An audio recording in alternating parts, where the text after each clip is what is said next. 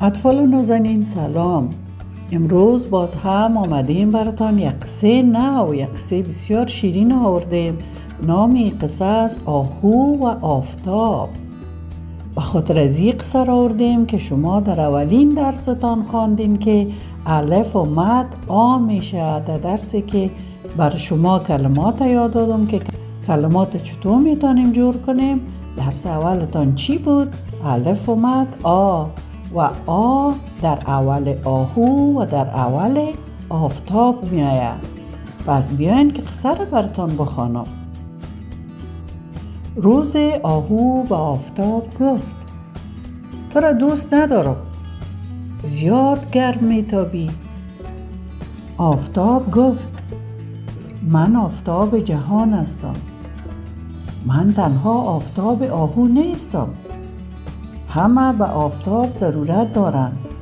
انسان ها به آفتاب ضرورت دارند، نباتات به آفتاب ضرورت دارند، همه موجودات به آفتاب ضرورت دارند.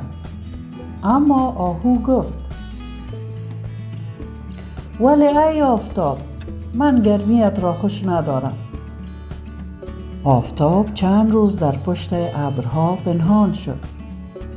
هوا سرد بود، همه سردی می لرزیدند و آهو هم از غار کوه برآمده نمی تانست.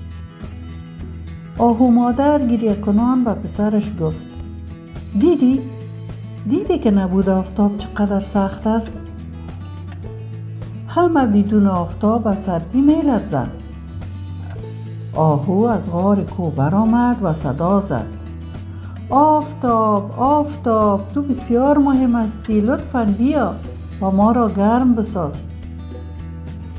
ما بدون آفتاب زندگی نمیتونیم. آفتاب خوش شد و از پشت ابرها برآمد و همه از شعاع آفتاب گرم شدند.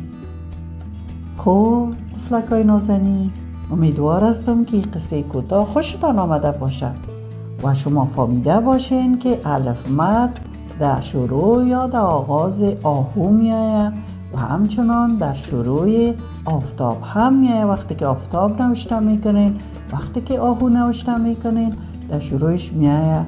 و دیگه چی گپای مهم یاد گرفته باشین از این درس؟ ایره که آفتاب در زندگی انسان ها، نباتات، درختها، همه زنده جان ها بسیار مهم است. روشنی میته و گرمی میته. پس شما هم گاهی در آفتاب باید ساتیری کنین و بگردین. دیگه قصیتان به پایان رسید. خدا حافظ.